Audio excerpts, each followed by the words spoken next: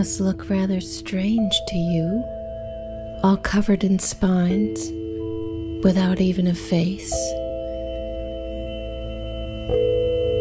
But I've taken many forms during my life.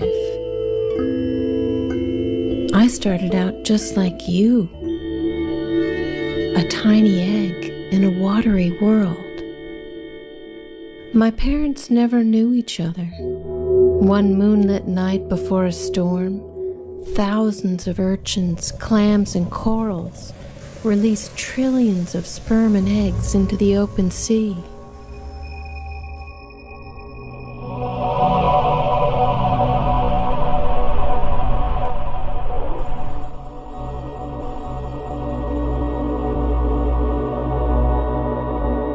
My father's sperm somehow met my mother's egg, and they fused. Fertilization.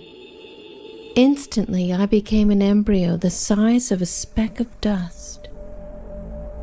After a few hours of drifting, I cleaved in 2, then 4, then 8 cells, then so many I lost count. In less than a day, I developed a gut and a skeleton. I became a rocket ship, a Pluteus larva. I floated through the world of plankton, searching for tiny algae to eat. For weeks, I was surrounded by all kinds of organisms, larvae of all sorts. Most are so different from their adult form that biologists have a tough time figuring out who they are.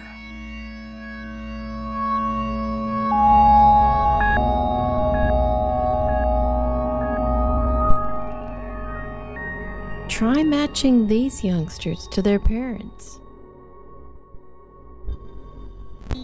This veliger larvae will turn into a snail. This zoe into a crab, and this planula into a chlydia jelly. Some of my young companions are easier to picture as grown-ups. These baby jellies, known as ephyrae, already resemble their beautiful but deadly parents. Here in the plankton, there's more than one way to get your genes into the next generation. Most medusa jellies make special structures called polyps that simply bud off babies with no need for sex. Salps are similar. When food is abundant, they just clone themselves into long chains. The plankton is full of surprises when it comes to sex. Meet the hermaphrodites. These comb jellies and arrowworms produce, store, and release both sperm and eggs. They can fertilize themselves or another.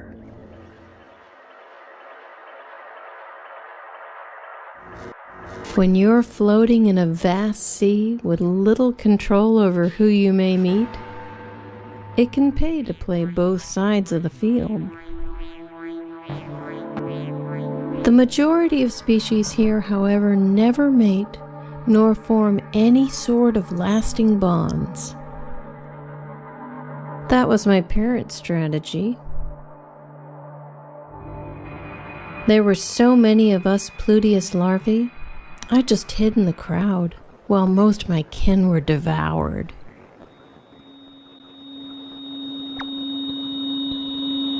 Not all parents leave the survival of their offspring to chance. Some have far fewer young and take much better care of them, brooding their precious cargo for days, even months. This speedy copepod totes her beautifully packaged eggs for days. This Phronema crustacean carries her babies on her chest, then carefully places them in a gelatinous barrel.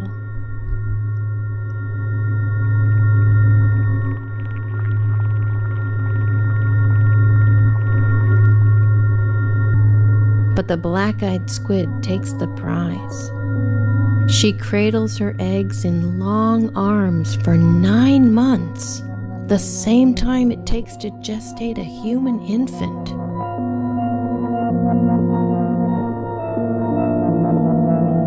Eventually, all youngsters have to make it on their own in this drifting world.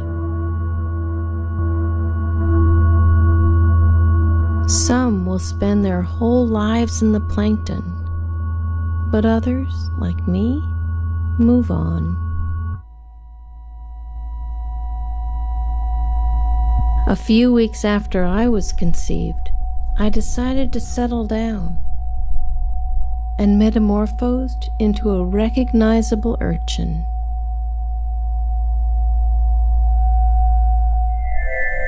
So now you know a bit of my story.